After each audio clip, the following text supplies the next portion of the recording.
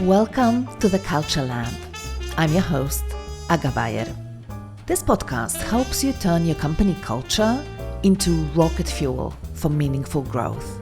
It gives you the tools and inspiration to make work synonymous with fun, meaning, and belonging.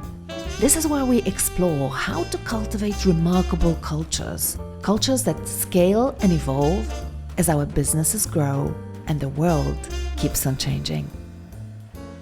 Purpose is the meaningful change your organisation contributes to in the world through and beyond its products or services.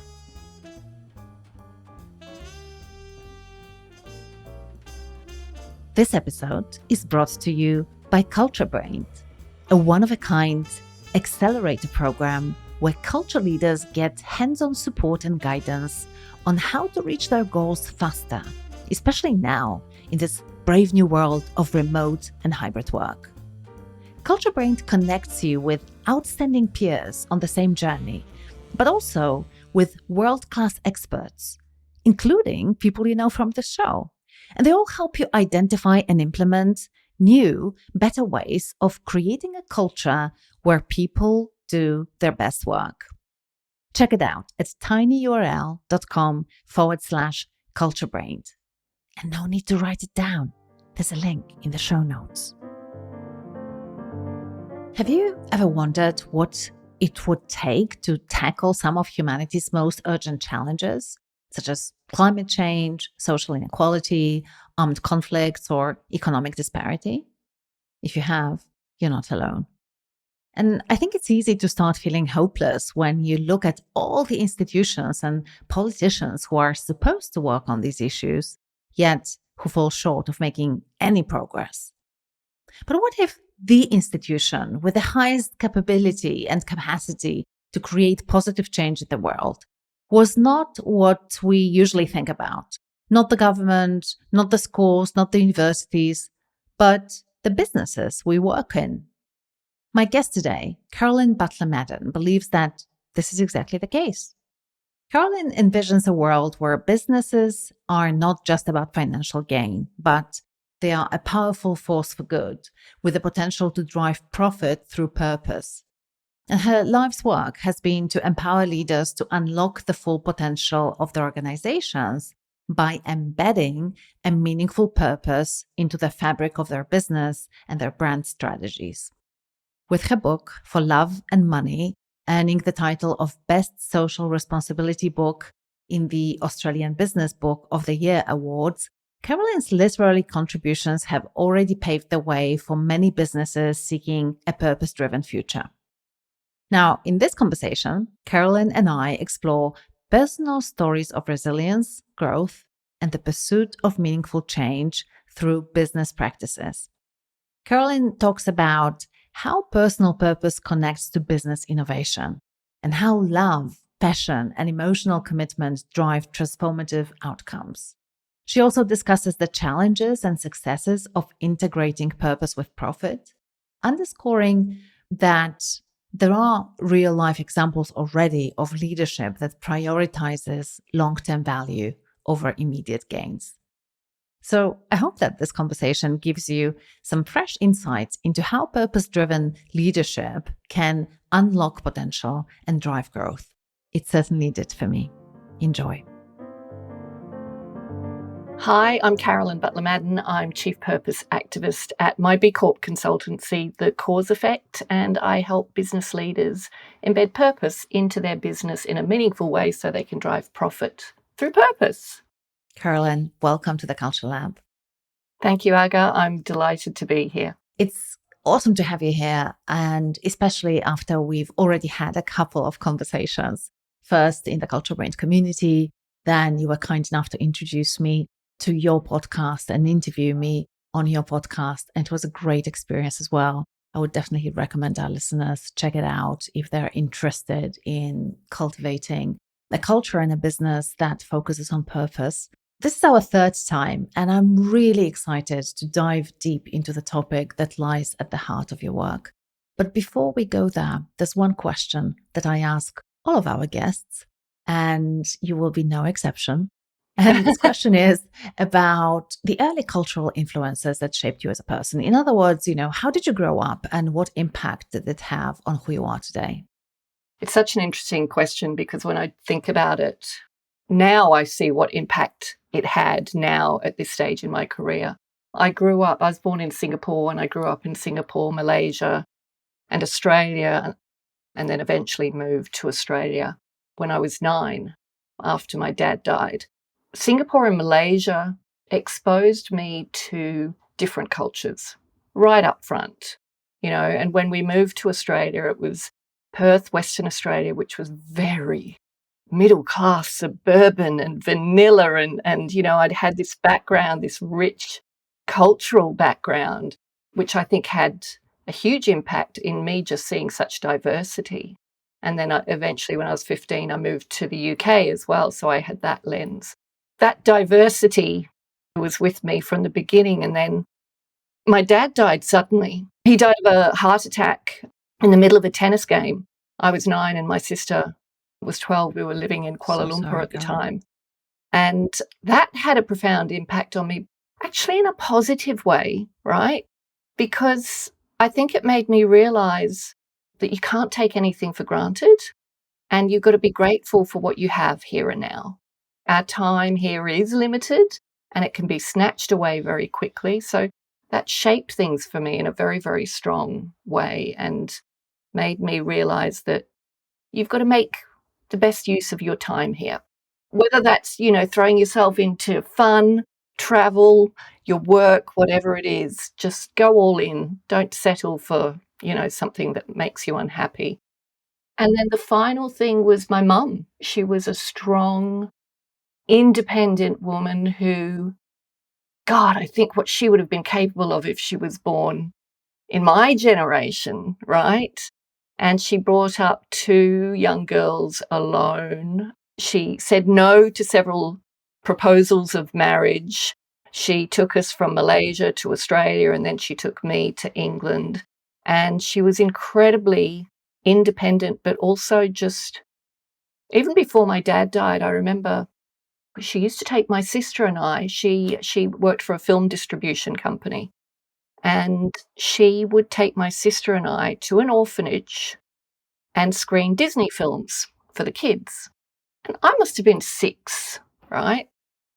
And I remember hating it. It's awful, right? But I hated it because all these kids were there and they would look at you, just stare at you, and it was so uncomfortable. A lot of them, they had disabilities, and that's scary for a kid. And I remember hating it at the time, but being so grateful later because it just made me realize how fortunate we were. And she made it very clear to us. You were born into a middle class family, not through anything you did, but by sheer luck of the draw. So do something with that. Yeah. Thank you for sharing this story. It's so incredibly interesting. And I mean, I can see how all of these things that you've experienced would have the impact that you said they had on you. And I wonder whether, circling back to what you've mentioned about, making the best of our time here, right? How did that play into your later focus on purpose-driven businesses? Because I imagine that there is a connection there, probably in the sense that, well, since we're here, we might as well have some positive impact on this planet and on the society that we are part of. But I'm assuming that I don't really know whether there is a connection, and how did you find your way to this path and this career? Isn't it funny when you look back, Arga? Because, yeah, it absolutely, it is the reason. So my career, I fell into marketing purely by accident. Making the most of your time here included living in London in the 80s and going all into just having fun, traveling around Europe. And I got a job accidentally in an agency in London. Those were the days. I meant to go to university. I planned to go to university, but I got caught up with having too much fun and traveling. And I came back to London thinking, well, I need more money to do more travel.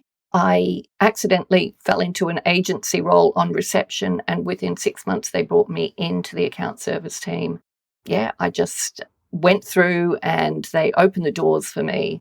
And I loved it. It was fun. I got to use, I got to use skills and develop my skills. But I always had this disconnect in my head about, well, selling more soft drinks and, it was just the dark arts of marketing, selling more stuff and working for big brands. Yeah, I just continued on that path for a long, long time and came back to Australia and started working in a small agency, took partnership there, became owner of that agency. So I ended up having 30 years agency side working for big brands, which had nothing to do with that upbringing. But it found me in the end, because in the end, I faced a crossroads moment where it was like, okay, I've got to do the work to rebuild the agency.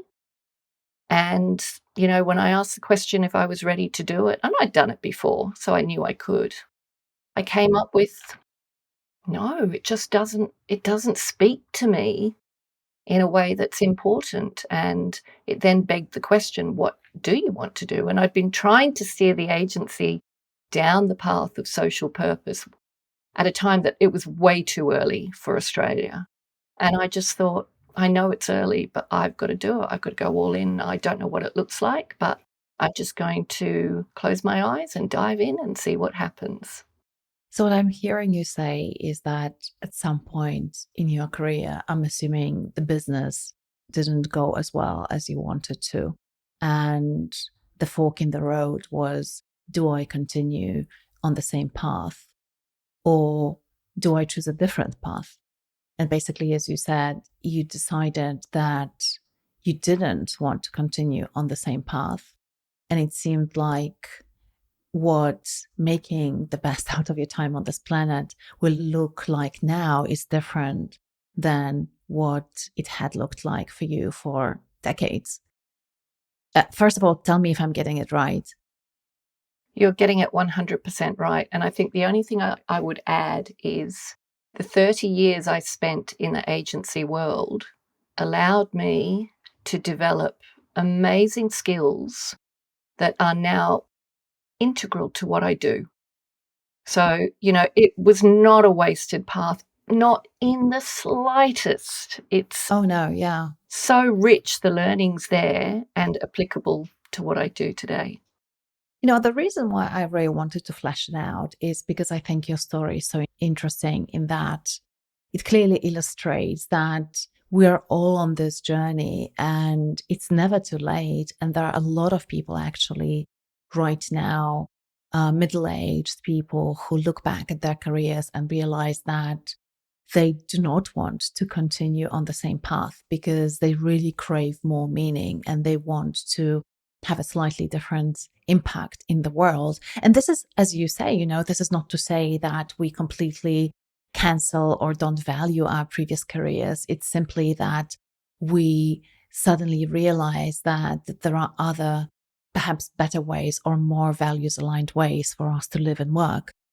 And I think your story really reflects and represents a lot of stories that I hear. We often talk about, the younger generation being purpose driven and really focus on that and how it's important for brands and organizations to be very focused on their purpose and articulate it way and live it for these generations. But I think what we really miss is that it's not just about the youngest generation. A lot of folks, irrespective of their age and stage of their career, are coming to that point where they look around them and they feel this is just not acceptable. And I feel like I want to be a part of the solution, not a part of the problem. What are your thoughts on that? Oh, absolutely, Aga. I started this pivot when I was in my early 50s. Would it have been early 50s? I turned 60 last year. So I should be winding down my career, right? No. I have more energy doing what I do today.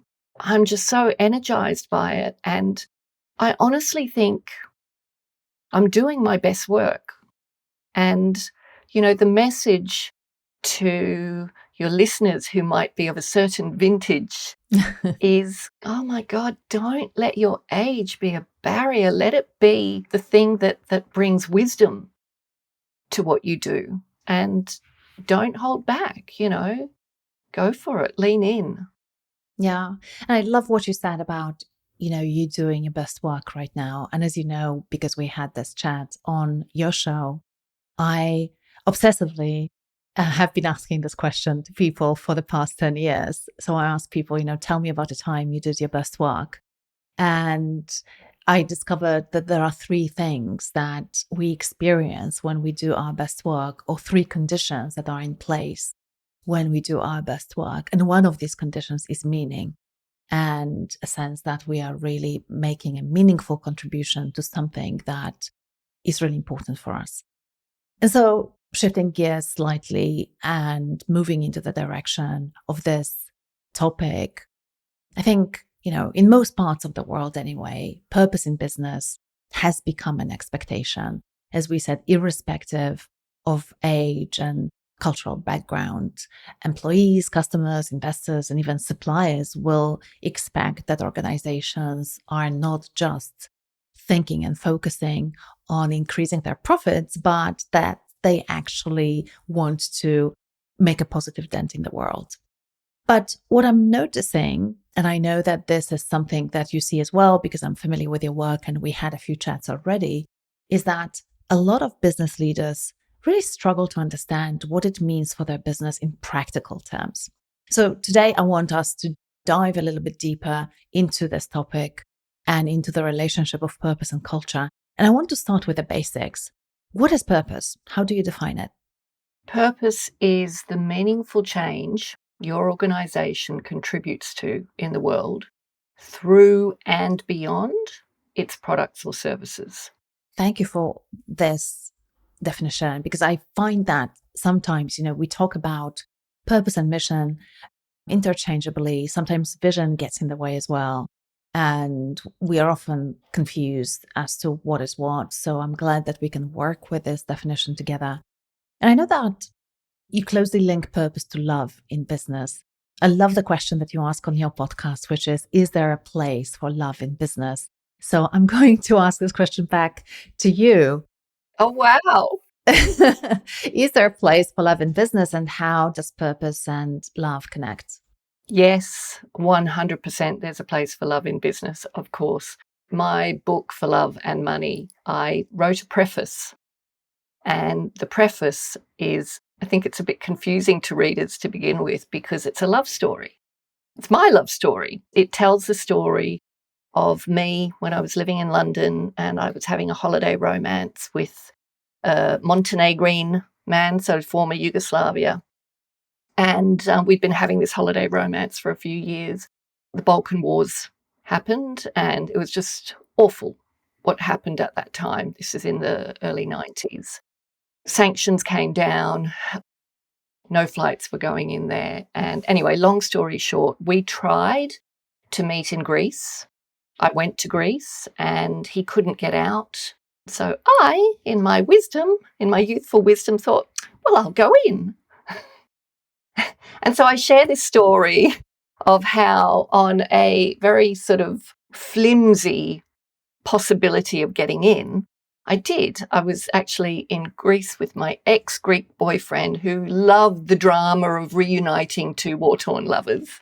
He found out that I could fly to Budapest in Hungary and I might be able to get on a bus that might take me to Belgrade. But this was at the time when NATO were threatening to bomb. I did. I flew to Budapest. I walked out of the doors and there was a bus there and I went in. And anyway, this chapter, this preface, tells the story. And it's ridiculous that I did this. It's ridiculous. But this is what love does. It inspires you to do things that are beyond what you would expect, because it just creates something in you that you have to do it. You care so deeply. You hear stories of mothers who've lifted whole cars off their baby. That's the power of love.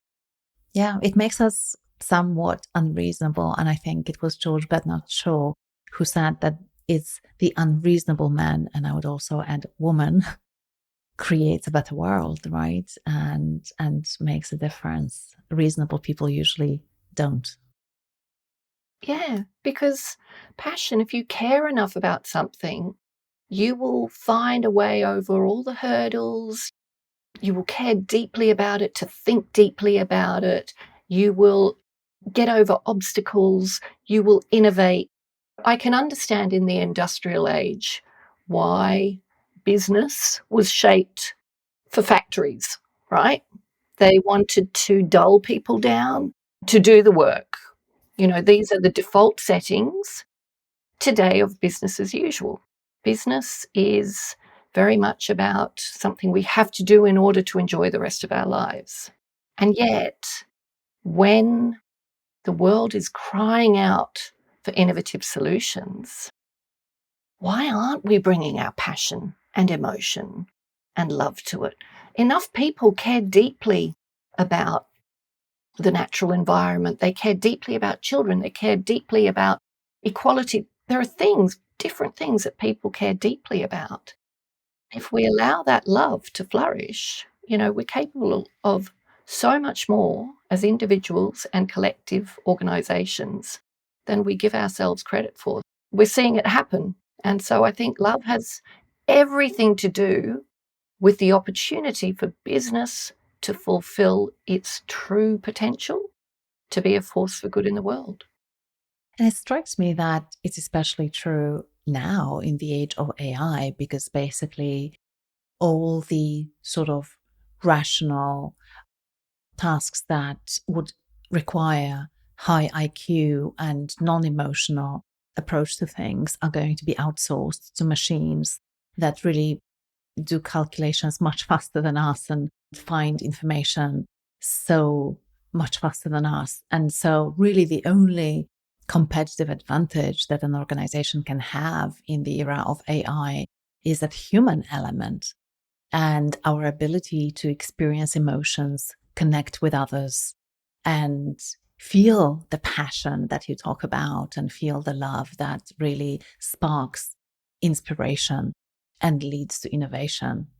So, to me, in my mind, the business case for love at work in that sense, and it's interesting because in Greece, there are, I think, seven different words for love, but the ones that are most well known are agape, which is that sort of love, that is the caring love, the love that gives us the strength and passion to do something positive. And then there is eros, which is all about romantic love. But I think one of the reasons why we feel uncomfortable with the word love in the Western world is that we lack the language that maybe differentiates romantic love and the other kind of love. But it's clear to me in my mind that it's so important for us to be able to inject that sort of love into the workplace. But for those of our listeners who would like to have some strong arguments for the less convinced colleagues at work, maybe for their CEO, do you have any research or stats or arguments that could equip them that show that actually purpose can help companies grow a profitable business? Yes, I do. And before I share one that I think is a really powerful story, I'd just like to add this. I was speaking at an event yesterday, and I asked the audience to put up their hands if they loved what they did. And there were a lot of nonprofits in the room, and lots of hands went up in the room. And then I said, okay, keep your hands up if you would still love what you do and care as passionately about it if you weren't being paid for it. And hands came down. Most hands came down. And this is the thing, right? Even nonprofits who are in service of, important causes, so many of their people are not connected to it. They've become so, Transactional. yeah, and derailed by fundraising or corporate partnerships, or do you know what I mean? Rather than being really emotionally invested in the outcomes. So I just wanted to share that because there's a difference between loving what you do and doing what you love, I think. Loving what you do is the skills you use. Doing what you love is deeper. It's obsessive. It energizes you. It drives curiosity. And the people who are working for the most purpose-driven organizations and who experience and serve purpose at different levels, they feel that. I hear those stories time and again. So to your question, Aga, about the financial case for purpose, it is such a strong case. There is so much data out there now that supports the idea that purpose-driven organizations financially outperform their counterparts. The one I love to share is from the Global Leadership Forecast from 2018. It's by DDI, EY, and the Conference Board. And it was the biggest leadership study undertaken, global. They interviewed C-suite leaders and they put them into 3 different categories. Those whose purpose was profit, plain and simple. It's all they were there for. Those who had a purpose statement. So, okay, we've got a purpose statement. Let's tick that box. Perhaps we connect it to our HR department or our ESG department. But yes, we've done that. That's it. And then the third group was purpose-driven, purposeful organizations whose purpose drove the company's strategy. And as a result, they were more agile, innovative, resilient, resourceful, cultures were stronger, all sorts of outcomes came. Anyway, they measured the financial performance of the organizations within those 3 categories. And the story is compelling. The organizations that performed at the mean were those with a purpose statement. So it did nothing, just put them in the middle. Those whose purpose was profit underperformed by 42%, underperformed the mean by 42%. And those purpose-driven companies outperformed the mean by 42%. Wow. Yeah, that's really compelling. Why do you think that is? Why do purpose-driven businesses do so much better financially as well? I think it's because a couple of things. One, they're not afraid to challenge the rules, to do things differently, and they tap into the power of their people. Mm-hmm. You talked about the rate of change before, Aga, and you think back to 5 years ago and how different our world was pre-pandemic to how it is now. There are so many things that have changed phenomenally. 5 years from now, we don't know what the world looks like. We really don't. So, people are the key. They are absolutely the front line to risk and opportunity. I find it insane that some business leaders still don't understand the value of their people and the untapped value of their people. So, to your question, I think purpose-driven companies tap into people power. I've just finished reading a book by Hubert Joly, who was the former CEO of Best Buy. He became CEO, I think it was in 2012. Best Buy are an electronic retail chain in the US, big. And the analysts were basically putting up the death notices because Amazon had come out and it was dying. It was in its death throes. Hubert Joly came in, he took over the leadership, and he and his leadership team turned Best Buy around by putting people and purpose at the heart of the business.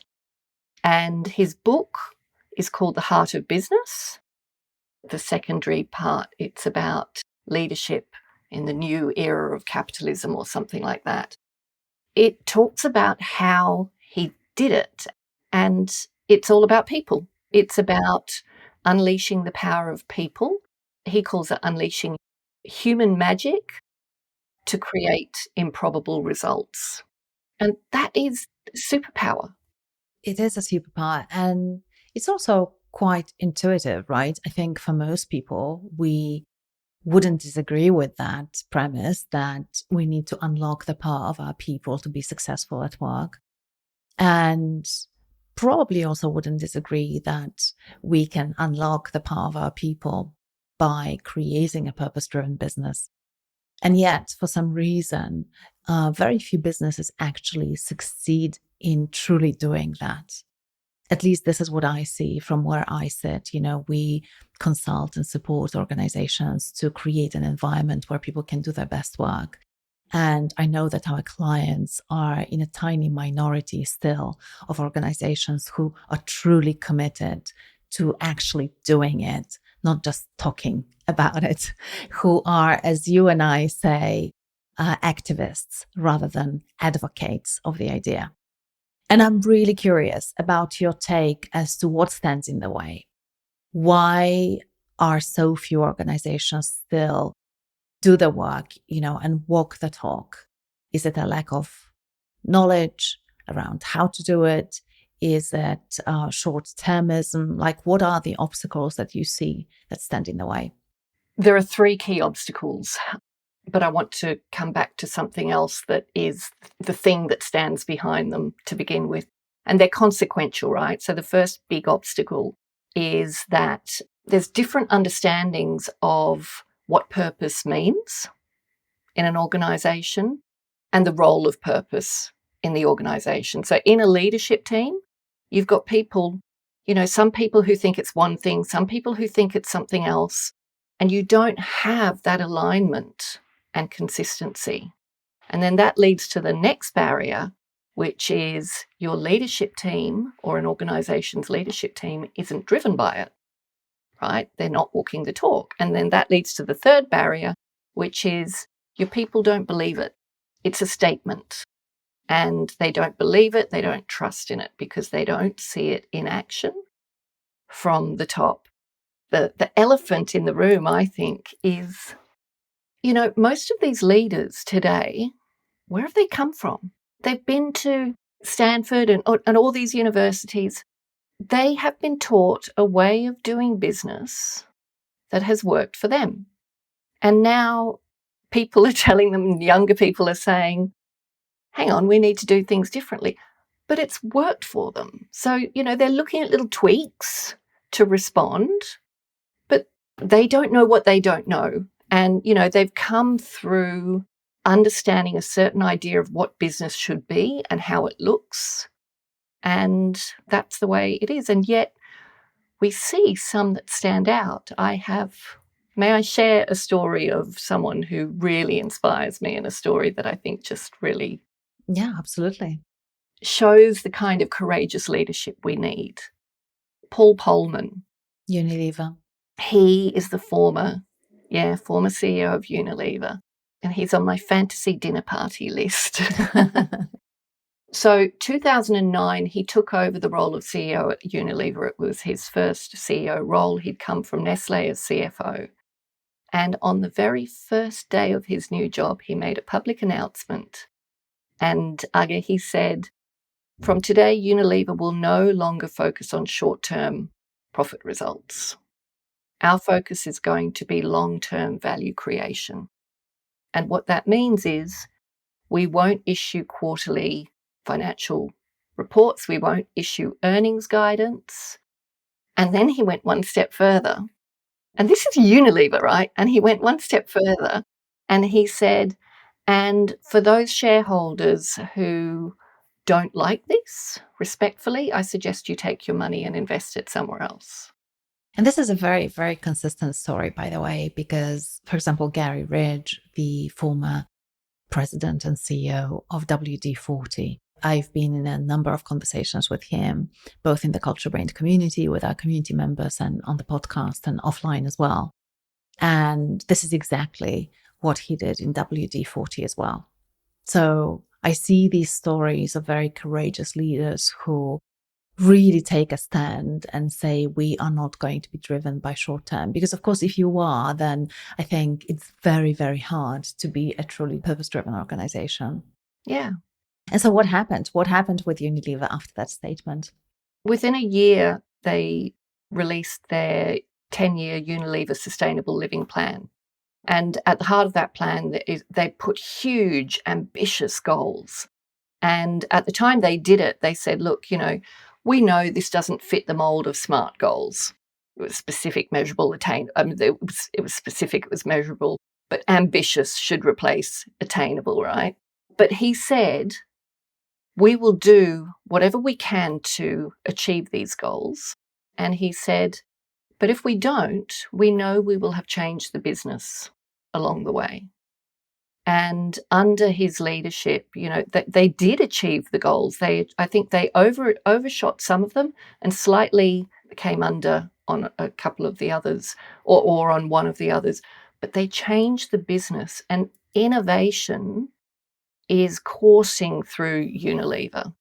So the next CEO took over, Alan Jope, and he went further into, he said every Unilever brand will be a purpose-driven brand. He got hammered by the market, right? There were some very vocal investors, one who called out and said, when a mayonnaise has a purpose, they've lost the plot. Unilever have become too woke. But here's the story that you may well know, but so many people don't. Hellmann's mayonnaise, their purpose is around food waste. And they're doing a lot around food waste, including, how you use the product mayonnaise to make leftovers more tasty and things like that. The story behind that criticism is that Hellmann's mayonnaise grew their market share and outperformed the category. That investor was being vocal because of short-term profits, and yet that long-term growth and value creation was there. And I think it was in 2017 that Kraft tried to take them over. The Unilever shareholders pushed back and refused to sell because they were locked into that long-term value creation. And shortly after that, Kraft actually came a cropper because their accounting practices came under the microscope and they had to write down a whole stack of debt. So it kind of tells the story of long-term value creation versus short-term profits.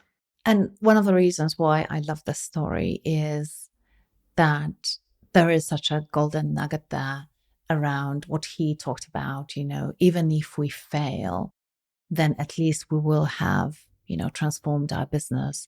And this is a phrase actually that I use when I work with organizations where we try to zoom in on what the articulation of their purpose is going to be and what's the real purpose.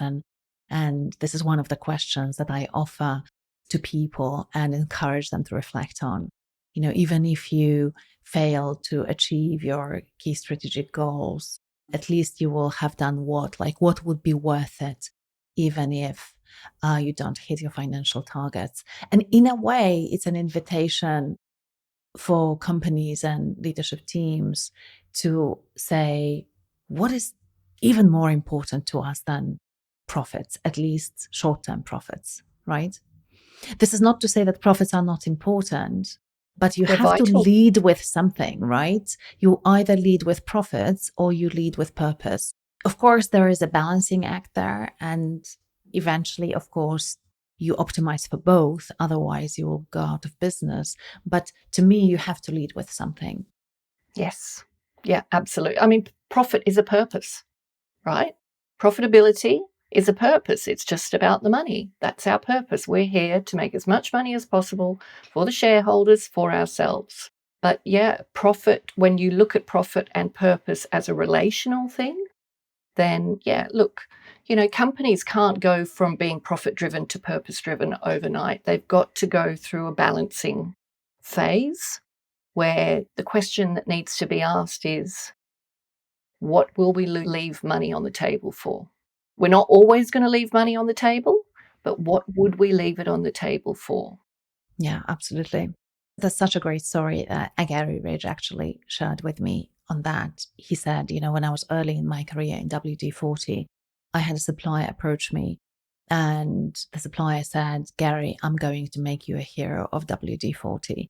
Everyone will know your name and people will be so incredibly grateful.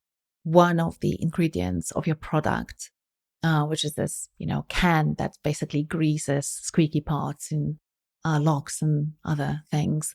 He said, one of those ingredients, we have found that we can produce it significantly cheaper. It works in exactly the same way as your old ingredient. And in the next quarter, if you replace your old one with ours, you will save at least $2 million. So you'll be the hero of the company. And Gary said, tell me more. And he said, listen, same thing. It does the same thing. The only thing that you will need to do is you will have to put this little note on your can that this specific ingredient is considered carcinogenic in the state of California. And Gary was like, listen, this is not how we create positive memories for our customers by giving them cancer. This is Wow. a no-go for us, right? And I love this story because speaking of how you live those values, this is really in decisions like that, daily decisions when you have conversations with your suppliers or your employees and how you make them and what's the ultimate criterion, right? Is it profits at all costs, or are you always trying to align yourself with your purpose, why you exist, and what impact you want to make in the world? Oh, we could take this conversation in so many directions, and I'm also mindful of time. What will be useful for our listeners is addressing some of these obstacles that you've mentioned. And the first one that you've mentioned is the lack of alignment and even clear articulation of what our purpose really is. I think that is particularly challenging for organizations that are not explicitly purpose-driven. There are some organizations like, NGOs and so on that have a very clear mission that has a social impact, for example, and things seem to be pretty straightforward for them. But for organizations that just sell a product like WD-40, by the way, it's, a can of lubricants. It's not a sexy product. How do you arrive at a purpose that is inspiring and authentic and that kind of aligns everyone around what we are trying to do? Do you have a process in mind that you use with your clients, or any advice for our listeners as to how to accomplish that? I have a whole methodology, and it starts with brand positioning, but I've actually done some deeper work. So it starts with the brand work I do. I call it the brand purpose blueprint. And it has always started with who, right? Before we even think about why, we start with who. And the deeper work I'm now talking about, there's the interconnection of three key pillars that I think is the underlying foundation of the most successful purpose-driven companies. And that is identity. They start with who. Really getting clear on who are we as a group of people? What is our unique organizational identity? And by that I mean, who are the best of us? So when I workshop this with clients, we go into subgroups and it's like, I want you to think of real people who you think are brilliant. They really represent what the company stands for. Who are they? Tell me about them. What drives them? What do they care about? What do they love? What do they believe? And I know you're a big Seth Godin fan, as I am. And I know you've had him on the show. And I reference his work in this, which is people like us do things like this. But we then take it to people like us believe things like this. People like us care about things like this. People like us behave like this. And when you think about the best of us, it's not just your employees, because this identity attracts like-minded customers, like-minded suppliers, like-minded partners and collaborators. And it's amazing what happens. I've done this with big companies and small, and it's probably the piece of feedback that comes back the most, which is, oh my God, who we are, that is us. Because it's there, but they haven't done the work to really think about it. And once you get that clarity of who we are, who the best of us are, and who we want to be, that's when you can start really, if you already have a purpose, you can start looking at that and connecting it to that. Or if you don't, you start with who, and that then starts to drive the work you do around purpose. And that is vision, mission, promise, and social purpose. But I won't get into that. But start with who, and that identity piece and that purpose piece overlap to deliver a shared narrative. And this shared narrative is the story we tell ourselves about ourselves, the story our customers tell themselves about themselves. And you attract like minded people. And don't misunderstand me, it's not about a lack of diversity. They're people who come from different backgrounds, but it's what you care about, what drives you. Yeah, and I think we do need to have something in common, right? I think for me, one of the biggest misconceptions around diversity is that pushback against shared values or a shared purpose. But really, to be able to leverage diversity, we also need to have some common ground. Like if we have nothing in common, then you can have as much diversity as you want, but it's not going to bring about anything positive. So really just landing on what do we have in common, right? What are we passionate about, and what do we believe in, and what are our shared values is incredibly important. And it doesn't mean that as an employee, this is the only thing that you are going to care about from now on, right? Of course, you have a million things that you care about, but one of those million things is the company purpose. And I think that's important, because if people don't care about what your organization is doing, they will probably never do what they love, as you've mentioned. And that nuance of loving what we do versus doing what we love, they will not even be able to grasp what it means and what it looks like. Yeah. So I think that identity piece is such an important and undervalued piece in the process. When you start to have that shared narrative and you get clear on the purpose, that then drives transformative leadership. So that's where leaders start showing up and acting with purpose and aligned with their identity. And a big part of it, I think, is also connecting your personal purpose to the organizational purpose. And that's work that I'm seeing being done in some of the bigger companies like Unilever and Best Buy. And then the third piece is stories, because once you have that transformative leadership, it inspires people to act. And when they act, you create stories, because stories are evidence of purpose in action and identity in action. Some beautiful stories emerge. The book I told you about, Hubert Joly's Best Buy, their purpose is to enrich lives with technology. And it's propelled them into healthcare and aged care.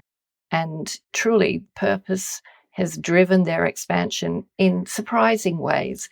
But he tells the story of how, and this goes to their identity, of how a customer, a mum, walked into a Best Buy store with her 4-year-old son who was devastated and he was holding his toy dinosaur, and the dinosaur's head had broken. And she walked into the store knowing it couldn't be repaired, it would have to be replaced. And the Best Buy blue shirts, they're called, the customer service attendants, there were 2 of them. And instead of saying, okay, aisle 6 over there, they, said, come on, let's have a look. And they tenderly took the dinosaur from the child's hand. And one of them said, well, let's have a look at him and let's see if maybe we can do an operation on him. While the other one surreptitiously went to the aisle. And so this first one is pretending to operate on the dinosaur and, distracts the child at some point and swaps out the new dinosaur for the old one and gives him his repaired dinosaur who's been operated on. Now, that story is magical. And the gift of that story as well to the mother, who will tell that story to her family and friends. That mother is never going to go anywhere else but Best Buy. And the friends, that hear that story are going to see Best Buy in a whole new light. And it's just showing up in ways that show you care about what you do and how you represent your organization because you're connected to what matters. Yes. And I'd love that we finish with that because this is such an actionable insight. And I heard you speak about gifting stories before. And so, for our listeners who don't have this background, it's really about creating experiences like that that will give people something to share with their families and friends and so on and so forth. So, really exceptional experiences or exceptional solutions that people can simply, they cannot resist sharing them with others, and also stories that truly enrich their lives. Because at the end of the day, for me, also the value is, when you sit down at dinner with your family, do you have interesting stories to share? And so I can absolutely see how it can be a gift because it truly adds a spark to people's lives that is almost primal, because really those moments when we gather around a campfire and share our experiences during the day, this is really probably the highlight of everyone's day if they can have these experiences, because our brains are wired this way. Our brains are wired for connection around a campfire and sharing stories. I will definitely think about this as a business leader, how Culture Brained can create experiences that give people more stories to share around their campfires, whatever these campfires are. Carolyn, thank you so much for this. I wish we had more time to dive deeper and talk about more obstacles. Maybe we can do another one. But before we wrap it up, you already know we have this rapid fire questions session. So shall we go for it? Let's go for it. Okay, amazing. Our company, Culture Brained, is on a mission to make work synonymous with fun, meaning, and belonging. Clearly, the question to you is going to be, what is your number one tip to infuse work with a sense of meaning? Connect to your purpose. Not even the organization's purpose, but your own purpose. And I know a lot of people get quite angsty about it, but just find a way to connect what matters to you. That's all. What drives you? What drives you? And connect that to your work. Makes total sense. What is a sign, or perhaps multiple signs, that a company culture needs some work, or perhaps even a major overhaul? Stories. Like if you overhear stories, and I'm not talking about marketing stories by the water cooler, in team meetings, people bitching and moaning, right? Those stories of negative experiences, that's a classic sign, I think. You've already mentioned Best Buy, but I'm curious, are there any other companies that you admire for their culture? There's a company here in Australia called Future Super, who are an ethical superannuation fund, and they're doing amazing things. I just had a call with someone from there recently, and she talked about how their policies are all driven by their own people. They share their policies with anyone who wants them. They're on their website. And they've got things like mental health and wellbeing days, 6 days a year for people to take. They've got menstrual leave and menopause leave. They give people a $1,000 to set up their home office at home and get an ergonomic specialist to come in and make sure it's all good. They've got flexible working and they do de-identified hiring. So it's all values aligned, but they are investing so strongly in their culture, and it shows with the kind of people that they're attracting. That's how you do it. If you were to recommend just one book to our listeners, and by the way, I'm going to quickly plug your book as well. Carolyn's book, dear listeners, is For Love and Money. You can get it anywhere you get your books, especially online shops, probably all over the world. But if you were to recommend a book by someone else, and it doesn't have to be a business book, what would be your recommendation if our listeners could read only one? Well, I've already recommended The Heart of Business, haven't I? Yeah. Yeah, that one. Yes. Mm-hmm. Okay. And to wrap this all up, final question that I ask is there a question that I should have asked you but failed to do so? I don't think so.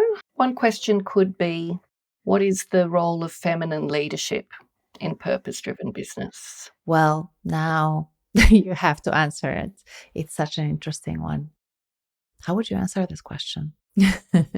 It's a bit of a long answer, I think, but I think there is, and when I talk about feminine leadership, feminine characteristics, which, obviously it doesn't have to be men or women, but this idea of moving from more masculine characteristics like competition to collaboration, from bigger, better, stronger to trusted, valued, trusted, and loved. I just feel that business has been very masculine skewed.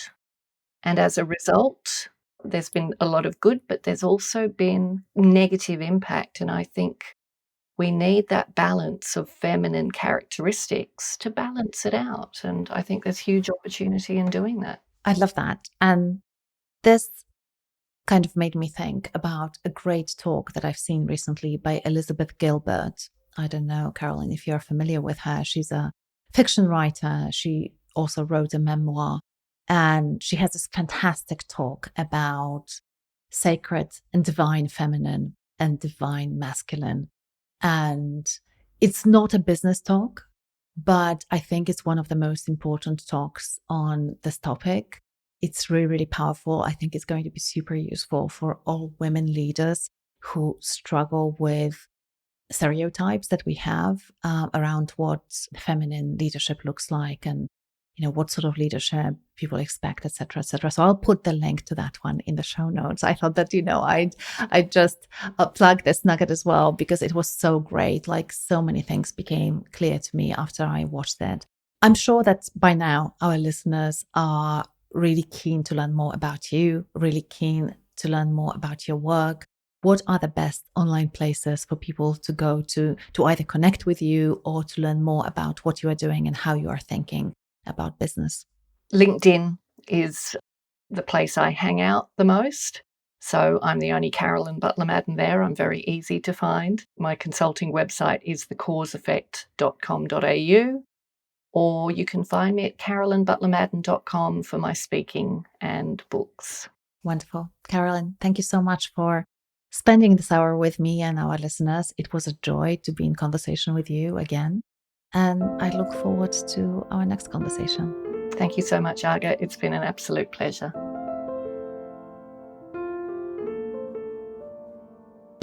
I'm Aga Bayer, the creator and host of the Culture Lab podcast. And this is the Culture Lab team. Sound producer, Heather McPherson, Twisted Spur Media. Bella Silvani, production coordinator.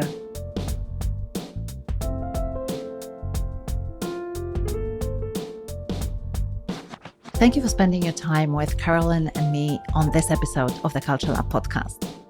If you found this chat insightful, inspiring, or useful, and I'm guessing you did since you're still here, please do me a favor. Take a few seconds to share this episode and have a chat with someone about what you learned. Because when podcasts like this spark conversations, and those conversations turn into actions, that's when we start making real changes in the workplace together. And if you're looking to dig deeper into these topics and connect with others who are shaping the culture within their organizations, consider joining Culture Brained.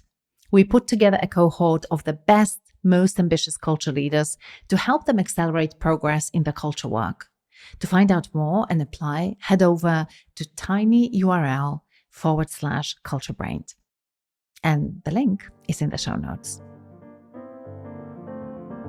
Thanks again for tuning in.